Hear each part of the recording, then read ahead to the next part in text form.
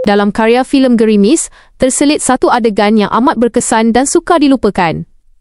Watak Kamal yang dibawakan oleh P. Ramlee digambarkan sebagai seorang seniman jalanan yang bergelut untuk kelangsungan hidup sehingga terpaksa berniaga hasil laut dan sayur mayur.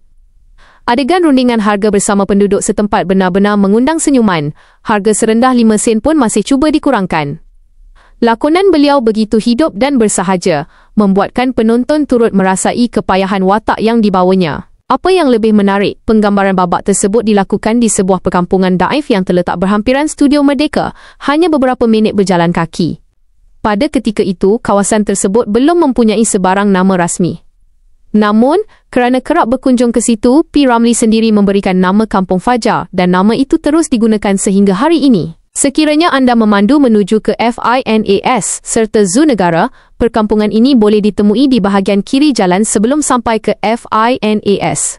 Kini, kawasan tersebut telah diiktiraf secara rasmi dan dilengkapi papan tanda Kampung Fajar.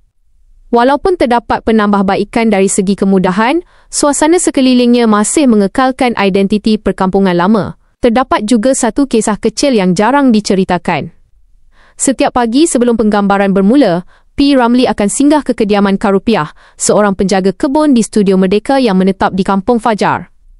Di situlah beliau menikmati tosai yang disediakan oleh isteri Karupiah sebagai pengalas perut sebelum ke lokasi penggambaran.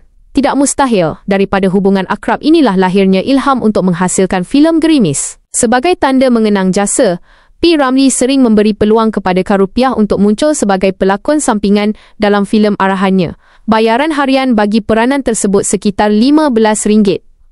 Ada kalanya, penggambaran sengaja dilanjutkan sehingga beberapa hari agar Karupiah memperoleh pendapatan yang jauh lebih tinggi berbanding gaji bulanannya sebagai tukang kebun, iaitu sekitar RM80. Walaupun Karupiah dan isterinya telah lama tiada, ahli keluarga mereka masih menetap di kawasan itu. Anak perempuan mereka yang kini sudah lanjut usia pernah menjual vadai di deretan kedai di Taman Permata, kira-kira 10 minit perjalanan dari rumahnya. Inilah gambaran peribadi seorang seniman agung, rendah hati, dekat dengan masyarakat dan sentiasa menghargai insan biasa di sekelilingnya.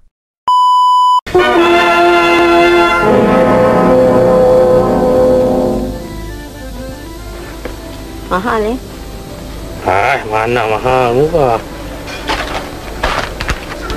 Sekali dah lebih pun. Tak kurang lah. Baiklah kak.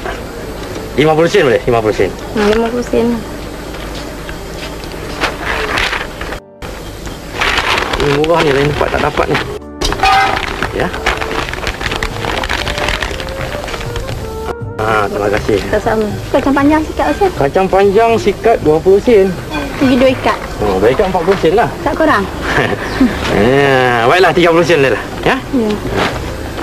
Terima kasih ya. Sama-sama. Sayur ni saya kangkung ni. Sayur ni 10 sen juga Pakcik. Tak ada 5 sen.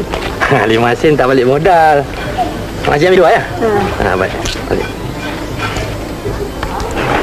Nak balik Pakcik ya. Terima kasih. Ni kerang ni. Kerang ni semua 7 kati Pakcik tau. Ni sekati 20 sen. 20 sen. 7 kati tu. Semua 7 kati RM40 sen lah. RM1 dah lah. RM1. Boleh lah Pakcik. Saya pun nak balik. Terima kasih ya. Sama-sama. Ikan!